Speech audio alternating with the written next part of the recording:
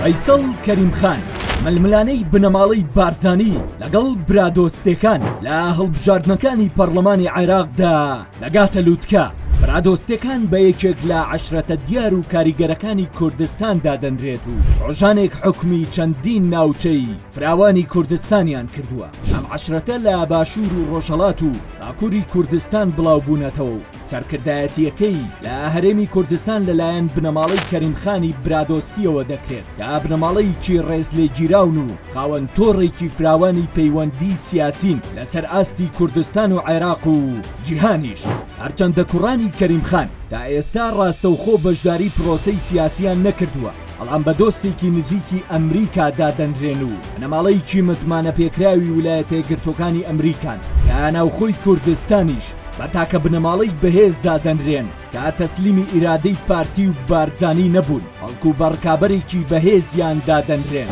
بەهۆی ئەوەی دۆستایەتی و پەیوەندی بەهێزیانەیە لەگەڵ ڕێبەری پارتی کرێکارانی کوردستان عەبدوڵڵا ئۆجالان و سکرتێری پێشووی یەکێتی جەلال تاڵەبانی و ڕێخەری پێشووی بزوتنەوەی گۆڕان نەوشیروان مستەفا و لە چەندین وێزگەدا هاوکار و پشتیوانی ئەو حیزب و سەرکردانە بوون. ناوچەی نیشتەجێبوونی برادۆستەکان لە هەرێمی کوردستان تێکەڵە لەگەڵ ناوچەی بارزان کە شوێنێکی هەستیارە و لە هەولێریش پێگەیەکی بازرگانی بەهێزیان هەیە، بەڵام سەرەڕای فشاری بەردەوامی بنەماڵەی بارزانی ئەوان نەک هەر نەچەمیونەتەوە، بەڵکو باشکۆ و هەیبەتێکی بەرزەوە ماونەتەوە کە جگە لە پارتی لەلایەن سەرجەم هێزەکانی ترەوە ڕێزێکی زۆریان لێ دەگیرێت. کاندیدبوونی یەکێک لە کوڕانی کەریمخانی میری برادۆستەکان کە ناوی فەیسەڵ کەریمخان لە بازنەیەکی هەولێر کە ناوچەکانی سۆران و چۆمان و مێرگەسوور و شەقڵاوە و بارزان و بلێ و ڕەواندز و سیدەکان و خەلیفان و هەریر و پیرمان دەگرێتەوە، دەرسێکی زۆری بۆ پارتی دروست کردووە. ئەمەش تەنها لەبەر دۆڕانی کورسیەک نییە بۆ پارتی،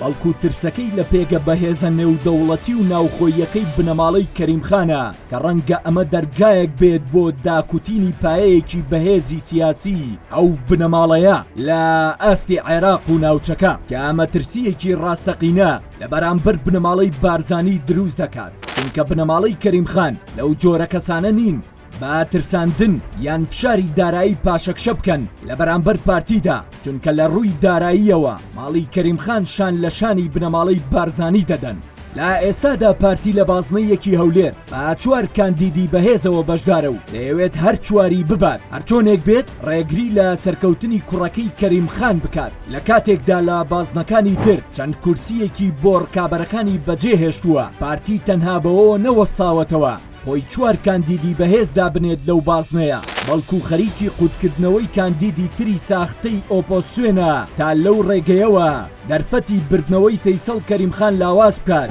بۆ نمونە پارتی لە ڕێگەی بەکارهێنانی نەوەی نوێ و گەڕینی چەند کەسایەتیەکی سوورچیەکان دەیەوێت دەنگەکانی دەرەوەی پارتی پەرت بکات کە لە ئێستادا فەیسەڵ کەریمخان وەک کاندیدی تەواوی هێزەکانی تر دەبینرێت، هەرچەندە لە بازنەیەکی هەولێر بەوە ناسراوە خاوەن دەنگێکی زۆری ئۆپۆسیۆنە و دەتوانێت زیاتر لە کورسیەک بەدەست بهێنێت کە ئەمەش گورجێکی کەمەرشکێن دەبێت بۆ بنەماڵەی بارزانی و پارتی لە